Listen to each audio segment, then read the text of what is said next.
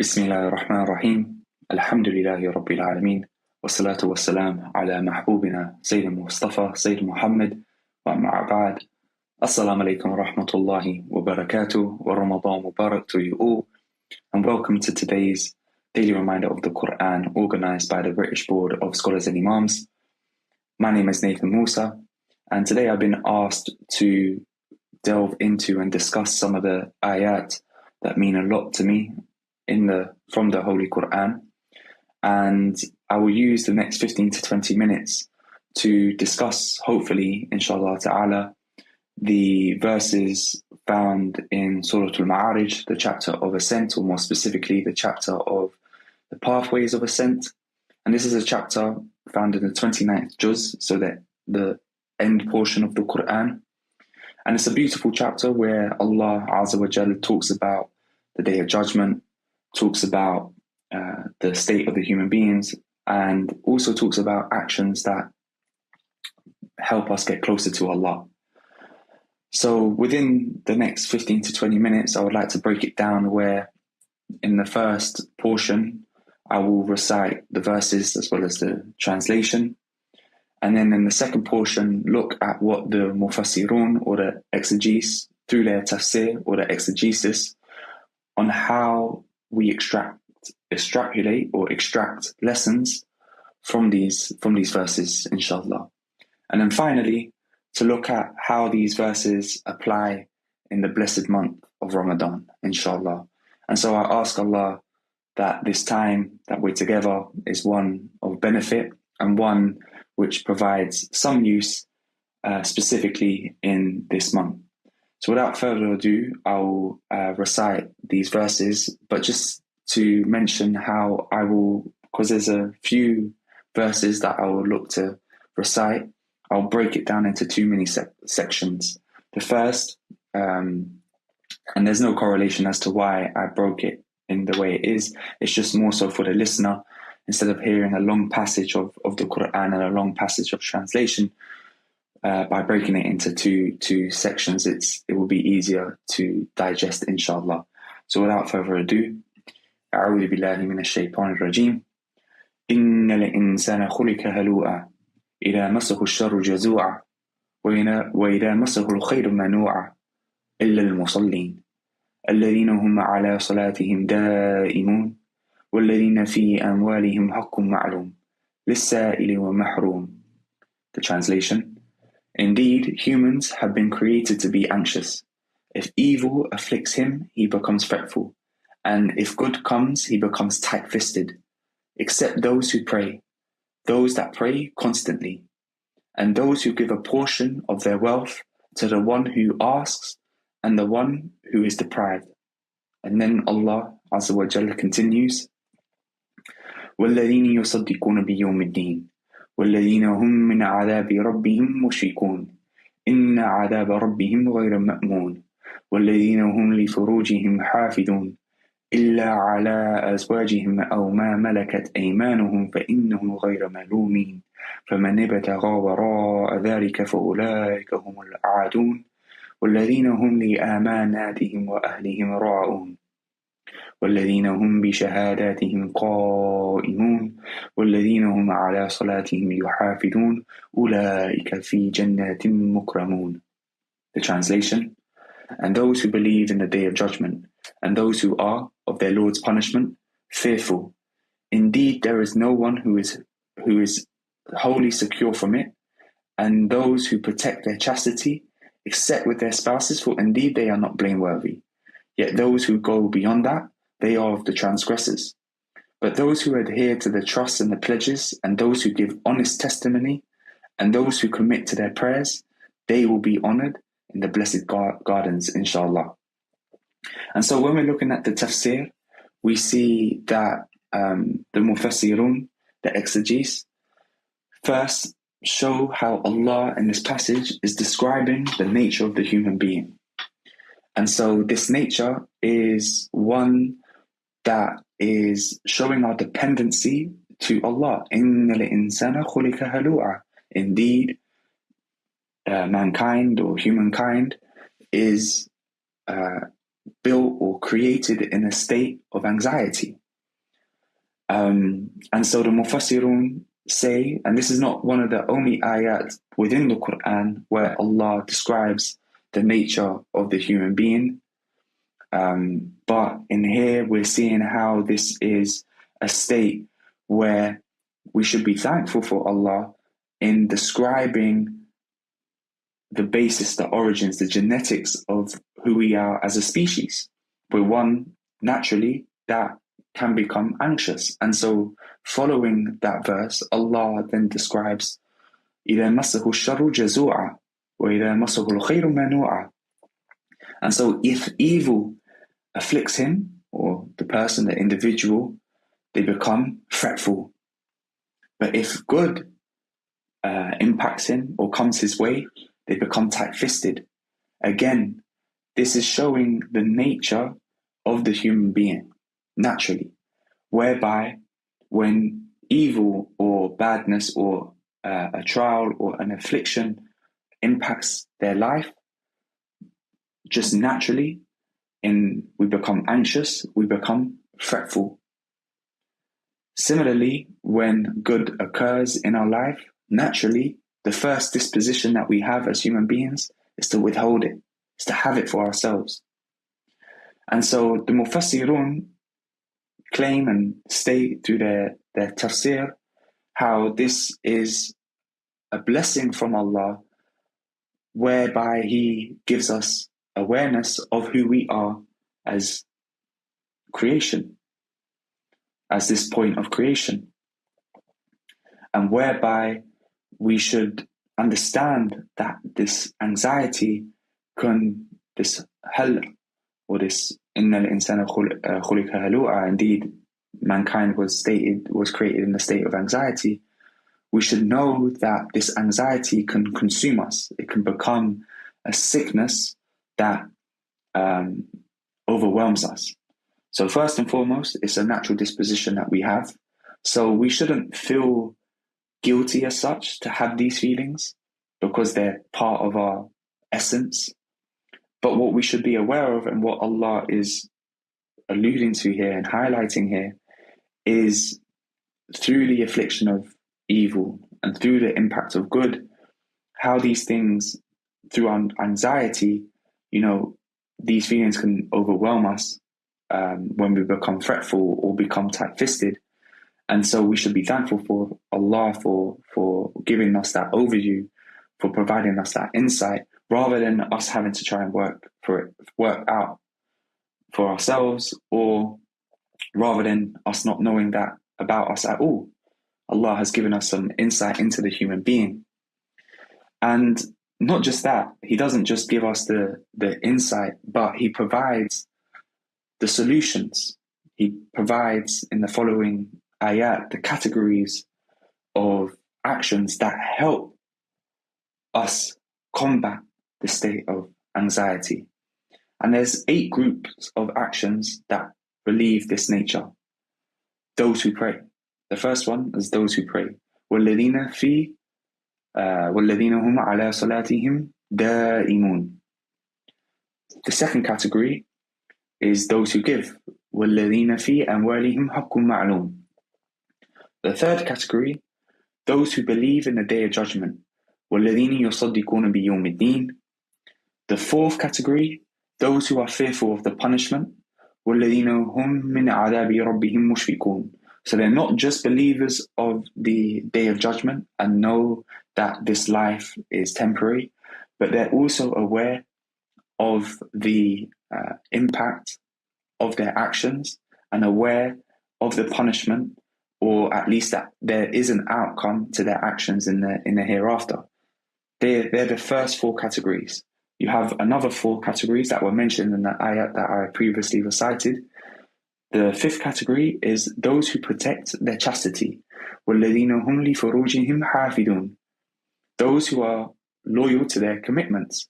وَالَّذِينَ هُمْ لِأَمَانَاتِهِمْ وَأَهْلِهِمْ رَاعُونَ. Those who are honest or give honest testimony. وَالَّذِينَ هُمْ بِشَهَادَاتِهِمْ قَائِمُونَ. And those who commit to their prayers. And this the final category, وَالَّذِينَ هُمْ عَلَى صَلَاتِهِمْ يُحَافِظُونَ, is different to the first category, which وَالَّذِينَ هُمْ عَلَى صَلَاتِهِمْ دَائِمُونَ. The eighth category is more talking about those who commit to their prayers in a manner which is full of khushu' or taqwa, or they're very conscious of the actions within the prayer. While the first category is those that commit to their prayers throughout the day. وَالَّذِينَ هُمْ عَلَى صَلَاتِهِمْ دَائِمُونَ, in the day and in the night. And so the Mufassirun say how these 8 categories are presented by Allah to showcase to Muhammad sallallahu alaihi wasallam, and by extension the wider Muslim community, of how we combat these feelings of anxiety, these feelings of fretfulness, and how to combat these feelings of being tight-fisted. And so all of these 8 categories are not exclusive. Neither are they necessarily intertwined. I.e., what I mean by this is there might be aspects with these 8 categories that we're very strong at, and there might be characteristics where we're not that strong, and it might be a weakness. Just because we're weak in one aspect doesn't necessarily mean that we're going to be more anxious, or the fact that we have strength in other areas will help in combating our nature, the tight-fistedness or the fretfulness or the anxiety. But the whole aim, the goal, is to try and be the best that we can in all 8 of these categories. And so the Mufassirun go even further to try and discover or ponder as to why Allah describes these 8 characteristics, or these 8 groupings of actions, in connection to the state of us being anxious as a human being. And so first off, Allah is clarifying the unappealing characteristics of human beings, highlighting our anxiety and how that impacts in times of good and how that impacts in times of bad. So there's a comprehensive overview of how we behave in these situations, and knowing how to remedy this issue. And so Allah is providing the solution, and as I mentioned earlier, some of the Mufassirun say this anxiety, which is a very natural disposition, can become a marad, can become a sickness of the qalb, of the heart, right? It can consume us as people. We see those individuals that may not follow a religious tradition or may not follow the Islamic tradition. If you come into contact with them, they become very, very anxious whenever there's kind of ambiguity or anxiety or uncertainty.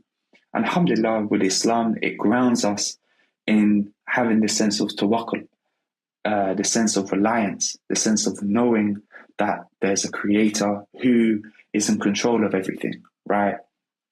And this is not to say, again, to highlight and to re-emphasize that these feelings that we have are in essence bad, because Allah is stating that's how He created us, right?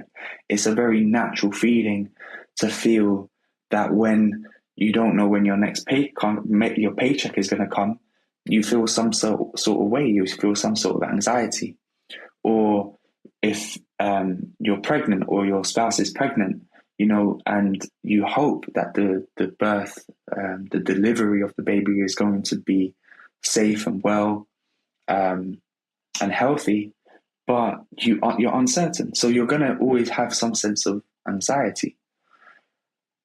But Allah outlines here, within the bad, within the good, remedies, within the following actions that I mentioned before in those 8 categories, of how we, as Muslims, as human beings, can deal with these emotions that can overwhelm us.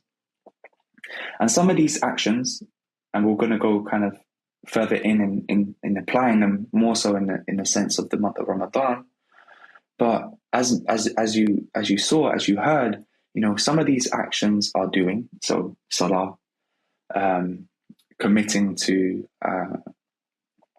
the testimony, being honest, committing to our promises. But some of this is abstaining, So, وَالَّذِينَ هُمْ عَلَى فُرُوجِهِمْ حَافِظُونَ, being aware of their private areas, and lowering their gaze. These are actions to abstain. So within these this categorization, there's those that do, there's actions that you do, and there's actions that you don't do. And both of these actions are essentially coping mechanisms so that we're successful in combating the natural feelings of anxiety. And by committing to these actions, essentially this is what the Mufassirun say as well, by committing to these actions, whether that be salah, whether that be, being aware, lowering your gaze, whether that be committing to your promises, giving good testimony, giving your wealth to those that need. These actions will enable you to be successful in this life and the hereafter. And so really kind of exploring even further, how does this apply for us in the month of Ramadan?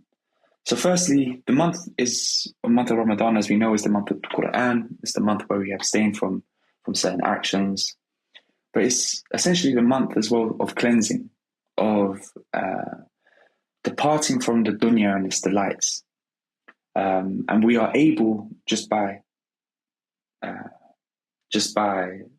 time, the fact that we're not spending time on eating and drinking, we're able to detach ourselves. An example being, during lunch, we're normally given an hour or half an hour of lunch, and we use that time to eat our lunch. But now we can use that time not just to pray dhuhr, for instance, but we can use that time to ponder, meditate, and reflect. And so this enables us to have a clearer mind. It enables us to distance ourselves from any feelings of anxiety. We can have more of a comprehensive view of certain actions rather than reacting to emotional states. And so we're not really worried about the distractions of this world. So this gives us a sense of distancing ourselves from states of anxiety or fretfulness or tight-fistedness.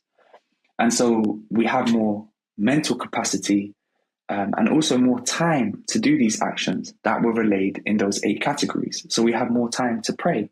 وَالَّذِينَ هُمْ عَلَى صَلَاتِهِمْ دَائِمُونَ, those who pray throughout the day, essentially, always, constantly.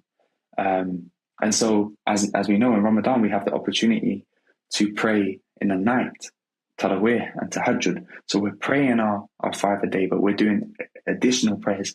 These prayers help with combating states of anxiety, combating states of nervousness.